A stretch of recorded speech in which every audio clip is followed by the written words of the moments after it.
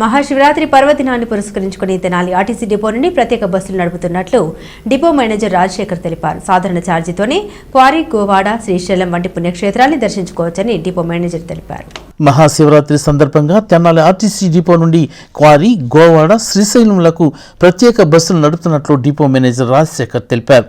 సాధారణ ఛార్జీ ద్వారానే ఆర్టీసీ ప్రత్యేక బస్సులు ప్రయాణించవచ్చునని, దేవస్థానం వరకు బస్సులు వెళతాయని ఆయన తెలియజేశారు.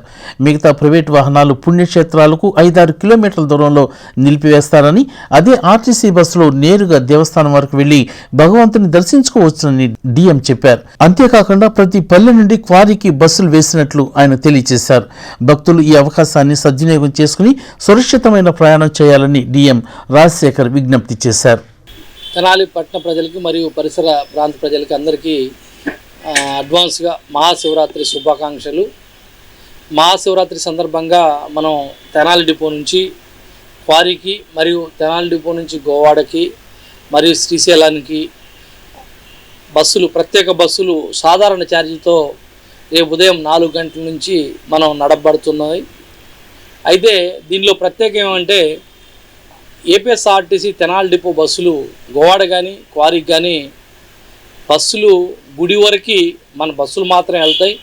ఆటోల్ని ఒక 1/2 కిలోమీటర్ యువతలే ఆపేస్తారు. కాబట్టి భక్తులు ఇది గమనించి ఆర్టీసీ బస్సులు ఎక్కి వారి ప్రయాణాన్ని సురక్షితంగా టెంపుల్కి చేరి మరలా తెనాలి రావడానికి అవకాశం ఉంటుంది.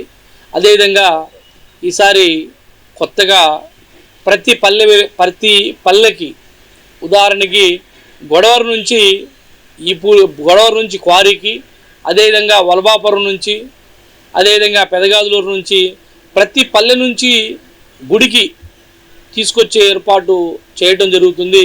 కాబట్టి పల్లెల్లో ప్రజలు కూడా మీకు ఈ అవకాశాన్ని ఈ సంవత్సరం నుంచే మన ఏపీఎస్ఆర్టీసీ తెనాలి డిపో కల్పించబడుతుంది. కాబట్టి ఈ అవకాశాన్ని కూడా ప్రయాణికులు, భక్తులు అందరూ చక్కగా సద్వినియోగం చేసుకుని కేవలం సాధారణ ఛార్జీలతో మాత్రమే ప్రయాణం చేసి ఆర్టీసీని ఆదరించవలసిందిగా విజ్ఞప్తి చేస్తాం.